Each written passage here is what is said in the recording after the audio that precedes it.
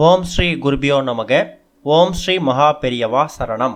ஜூலை 28 ஞாயிற்றுக்கிழமை, ஆடி மாதத்தோட தேய்பிரை அஷ்டமி. இந்த ஒரு ஃபோட்டோவை நீங்கள் பார்த்து உங்களோட வேண்டுதலை சொன்னீங்கன்னா உங்கள் கோரிக்கை எதுவாக இருந்தாலும் அது நிறைவேறும். அது என்ன ஃபோட்டோ, அதை பார்த்து என்ன சொல்லணும் அப்படிங்கிற விவரத்தை இப்போ பார்க்கலாம். அதுக்கு முன்னாடி நம்மளோட சேனலை இப்போ தான் நீங்கள் ஃபஸ்ட் டைம் பார்க்குறீங்க அப்படின்னா மறக்காமல் சப்ஸ்கிரைப் பண்ணிக்கோங்க. இது மாதிரி அப்டேட் தெரிஞ்சுக்கிறதுக்கு பக்கத்தில் இருக்கக்கூடிய நோட்டிஃபிகேஷன் பெல்லையும் கிளிக் பண்ணிக்கோங்க. இப்போ என்ன பூஜை, என்ன வழிபாடு அப்படிங்கிறத பற்றி பார்க்கலாம். காலத்தால் வரக்கூடிய கஷ்டத்தை தீர்க்கக்கூடிய சக்தி காலபைரவருக்கு இருக்குது. ஞாயிற்றுக்கிழமை அப்படின்னு சொன்னாலே பைரவருக்கு உகந்த நாள். அதுலேயும் ஞாயிற்றுக்கிழமை ஜூலை 28 அஷ்டமியும் சேர்ந்து வந்திருக்கிறது இரட்டிப்பு பலனை கொடுக்கும்.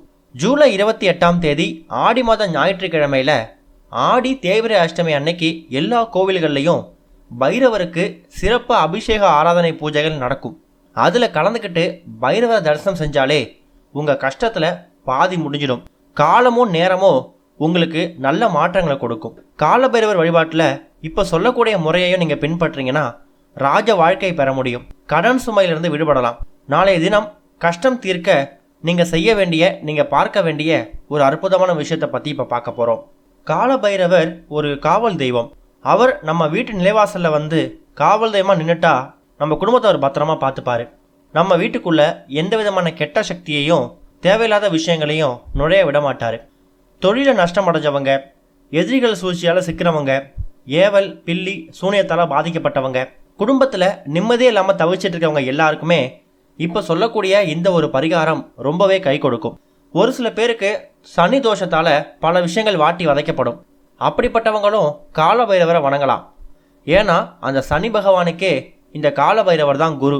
அப்பேற்பட்ட சனி பகவானுக்கே குருவாக இருக்கக்கூடிய பைரவரை நம்ம வணங்கும் போது சனி தோஷத்தோட தாக்கத்துலேருந்து நம்ம கொஞ்சம் விடுவு காலம் பிறக்கும். ஆடி மாதத்தில் வரக்கூடிய ஞாயிற்றுக்கிழமைகளில் மொத்தமாக இன்னும் 3 ஞாயிற்றுக்கிழமை இருக்குது. அதில் ஜூலை 28, ஆகஸ்ட் 4, ஆகஸ்ட் 11 3 ஞாயிற்றுக்கிழமைகள் இருக்குது இல்லையா? அதில் ஜூலை 28 தேய்பிரை அஷ்டமி. ஆகஸ்ட் 4 வரக்கூடிய ஞாயிற்றுக்கிழமை முக்கியமான ஞாயிற்றுக்கிழமை. அன்னைக்கு ஆடி அமாவாசை. அதை பற்றியான ஒரு பிரத்யேக பதிவு நம்ம சேனலில் கூடிய சீக்கிரம் வரும். அதுவும் இல்லாமல் இப்போ நம்ம பார்க்கக்கூடிய இந்த ஒரு தேய்பிரை அஷ்டமி, ஆடி அஷ்டமி அன்னைக்கு இப்போ நம்ம சொல்லக்கூடிய, இப்போ நம்ம ஸ்க்ரீனில் காமிக்கக்கூடிய இந்த ஒரு ஃபோட்டோவை தான் நீங்கள் உங்கள் வீட்டோட பூஜையரில் வச்சு உங்களுக்கு என்ன வேண்டுதல் இருக்கோ, என்ன கோரிக்கை இருக்கோ அதை மனசார பைரவர்கிட்ட கேட்க போகிறீங்க.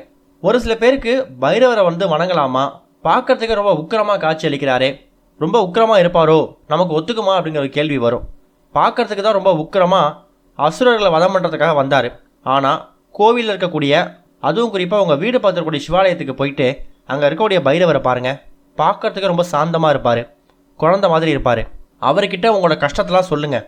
காவல் தெய்வமாக கடைசி வரைக்கும் கூடவே வருவார். உதாரணத்துக்கு நீங்கள் ஏதோ ரொம்ப தூரம் ஒரு பயணம் போகிறீங்க. அந்த நேரத்தில் காலபைரவரை மனசாக நினச்சிக்கிட்டு போங்களேன். நாய் ரூபத்திலேயாவது வந்து உங்களுக்கு காவல் தெய்வமாக அவர் கூட இருப்பார். அப்பேற்பட்டவர் தான் காலபைரவர்.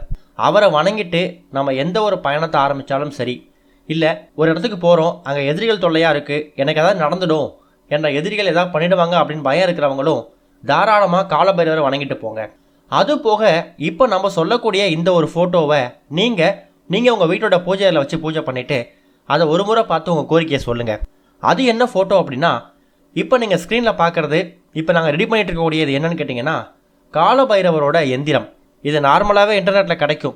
ஆனால் அந்த இன்டர்நெட்டில் இருக்கிறத நீங்கள் அப்படியே பயன்படுத்தாமல் நீங்கள் உங்கள் கையால் அதை பார்த்து இப்போ நம்ம ஸ்க்ரீனில் காமிச்சிருக்கிற மாதிரி ஒரு நோட் எடுத்து ஒரு சிவப்பு நிற பேனா ஒன்று எடுத்துக்கோங்க. அந்த காலபைரவரோட எந்திரத்தை உங்கள் கையால் நீங்களே வரையணும். இதை எப்போ வரையலாம்? காலபைரவருக்கு உகந்த நேரம் அஷ்டமி தினத்தில் வரக்கூடிய ராகு கால நேரம். ஞாயிற்றுக்கிழமை ஆடி தேய்பிரை அஷ்டமி அன்னைக்கு ராகு காலம் மாலை 4:30 மணிலேருந்து 6 மணி வரைக்கும் இருக்குது.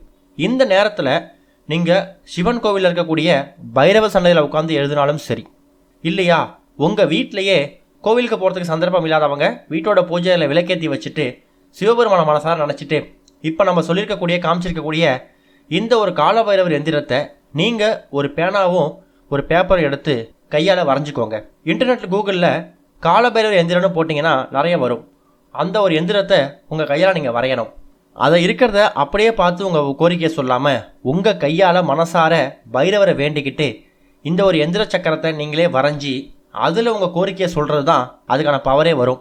யாரோ இன்டர்நெட்டில் டவுன்லோட் பண்ணி வச்சதை நீங்கள் எடுத்து பார்க்குறத விட அதை நீங்கள் பார்த்து உங்கள் கையால் அப்படிப்பட்ட எந்திரத்தை தயார் பண்ணி ஒரு பேப்பரில் வந்து ரெட் கலர் பெண்ணால் எழுதி அதில் வந்து உங்கள் கோரிக்கையை சொல்லுங்கள். அது கூடிய சீக்கிரம் நடக்கும். நாளைய தினம் உங்கள் வீடு பார்த்துருக்கக்கூடிய பைரவர் கோவிலுக்கு போயிட்டு இதை வரைஞ்சி அதை நீங்கள் வீட்டுக்கு எடுத்துகிட்டு வந்துடுங்க. இல்லை வீட்டில் வச்சு எதுனாலும் வரைஞ்சாலும் சரி, வரைஞ்சிட்டு உங்களோட கோரிக்கையை அந்த காலபைரவரோட எந்திரத்தை பார்த்து சொல்லுங்கள். கடன் சுமை சீக்கிரம் அடையணும், அடகு வைத்த நகைகள் திரும்ப வரணும், ராஜ வாழ்க்கை பெறணும், கடன் சுமை அப்படிங்கிறது இருக்கக்கூடாது அப்படிங்கிற மாதிரி உங்களோட வேண்டுதல் எல்லாத்தையும் காலபைரவரோட அந்த எந்திரத்தை பார்த்து மனசார வேண்டிக்கோங்க. அதுக்கப்புறமா அந்த காலபைரவரோட எந்திரத்தை 4ஆக மடித்து உங்கள் வீட்டோட பூஜை அறையில் சிவபெருமான் ஃபோட்டோவோ சிலையோ இருந்துச்சுன்னா அதுக்கு பின்னாடி கூட நீங்கள் வச்சுக்கலாம். இல்லை எனக்கு இந்த எந்திரத்தை எழுதி வீட்டில் வைக்கிறதுக்கு விருப்பம் இல்லைன்னா வீட்லேயோ கோவிலையோ வச்சு எழுதி காலபைரவரோட சன்னதியில் பாதத்தில் சமர்ப்பிச்சுட்டு வந்துடுங்க. அதுலேயும் எந்த தப்பும் கிடையாது. ஆனால் உங்கள் கையால் அந்த எந்திரத்தை வரைஞ்சி அதை பார்த்து உங்கள் கோரிக்கையை சொல்லணும். காலபைரவரோட எந்திரத்துக்கு அப்படிப்பட்ட ஒரு சக்தி இருக்குது. யார் வீட்டில் காலபைரவரோட எந்திரம் இருக்கோ அங்கே வந்து தீய சக்திகள் நெருங்கவே நெருங்காது. உதாரணத்துக்கு உங்களோட முன்னேற்றம் வளர்ச்சி பிடிக்காம யாராவது செய்வினை சூனியம் பில்லி இது மாதிரி செஞ்சு வச்சா கூட அதுக்கான பவர் வந்து உங்கள் வீட்டில் நெருங்காது. அதுக்கு காரணம் உங்கள் வீட்டில் காலபைரவரோட எந்திரம் இருக்கிறது தான். சில பேருக்கு காலபைரவரோட எந்திரம் வந்து வீட்டில் வைக்கிறதுக்கு அவங்க மனசு ஒத்துக்காதவங்க வரைஞ்சி அதை கோரிக்கையை சொல்லிவிட்டு அதுக்கப்புறமா நீங்கள் கோவிலில் போயிட்டு பாதத்தில் வச்சுட்டு வரலாம். நம்ம கையால் எழுதினதை கோவிலில் வச்சுட்டு வரலாமான்னு ஒரு கேள்வி வரும். நம்ம அனுமனுக்கு பண்ணுறது இல்லையா? ஸ்ரீராமஜெயம் எழுதுகிறோம், 108 முறை எழுதி மாலையாக கட்டுறோம், அதை அனுமனுக்கு போய் சாத்திட்டு வரல. அதே மாதிரி தான் உங்கள் கையால் காலபைரவரோட எந்திரத்தை எழுதி அதை பார்த்து உங்கள் கோரிக்கையை சொல்லி அதுக்கப்புறமா அதை கோவிலில் போய் சமர்ப்பிச்சுட்டு வாங்க. இல்லை நான் வீட்லேயே வச்சுக்கிறேன், எனக்கு வீட்டில் வச்சுக்கிறதுக்கு எனக்கு மனசு ஒத்துக்குது அப்படின்னாலும் தாராளமாக வச்சுக்கலாம். இந்த ஒரு படத்தை நீங்கள் வரைஞ்சி காலபைரவரோட எந்திரத்தை வரைஞ்சி உங்கள் கஷ்டத்தை சொல்லுங்கள். எந்த விதமான கோரிக்கையாக இருந்தாலும் கூடிய சீக்கிரம் நிறைவேறும். நாளை தினம் கண்டிப்பாக கோவிலுக்கு போகும்போது 2-3 பேருக்கு அன்னதானம் பண்ணுங்கள். அதுவும் குறிப்பாக கோவில் வாசலில் சுற்றி திரியக்கூடிய நாய்களுக்கு உங்கள் கையால் பிஸ்கட் வாங்கி போடுங்க. 10 ரூபாய்க்கு ஒரு பிஸ்கட் வாங்கி ஒரு 2-3 நாய்களுக்கு போட்டாலே போதும். நாய் அப்படிங்கிறது காலபைரவரோட ஒரு வாகனம். நம்ம முன்னாடியே சொன்ன மாதிரி நம்ம அவரை வேண்டிக்கிட்டு போனோன்னா நமக்கு காவல் தெய்வமாக நாய் ரூபத்தில் வந்து நம்ம காவல் காக்கக்கூடியவர். அப்பேற்பட்ட அவரோட வாகனமாக இருக்கக்கூடிய நாய்க்கு உங்கள் கையால் சாப்பாடு பிஸ்கட் போடுங்க. இன்னொரு விஷயம் இருக்குது, யார் ஒருத்தவங்க அவங்க வாழ்க்கையில் நாய்க்கு அதிகமாக உணவளிக்கிறாங்களோ அவங்களுக்கு எதிரிகள் தொல்லையே இருக்காதான். அப்படியே இருக்கக்கூடிய எதிரிகள் கூட நண்பர்களாக மாறிடுவாங்க. அப்பேற்பட்ட ஒரு சக்தி நாய்க்கு உணவளிக்கிறதுல இருக்குது. காக்கக்கூடிய காவல் தெய்வம் காலபைரவர் வணங்குறது மட்டும் இல்லாமல் அவரோட வாகனமாக இருக்கக்கூடிய நாய்க்கும் நம்ம உணவளிக்கிறது மூலயமா நம்ம வாழ்க்கையில் மேல்நிலைக்கு போக முடியும். எதிரிகள் போட்டிகள் இல்லாமல் வாழ்க்கையில் எப்போவுமே உயர்ந்த நிலையில் இருக்க முடியும். இந்த ஒரு தேய்பிரை அஷ்டமி, அதுவும் ஆடி மாதத்தில் அவரோட தேய்பிரை அஷ்டமிக்கு காலபைரவரோட இந்த எந்திரத்தை வரைஞ்சி உங்கள் கோரிக்கை சொல்லுங்கள். கூடிய சீக்கிரம் அது நடக்கும். ஓம் ஸ்ரீ குருபியோ நமக. ஓம் ஸ்ரீ மகா பெரியவா சரணம்.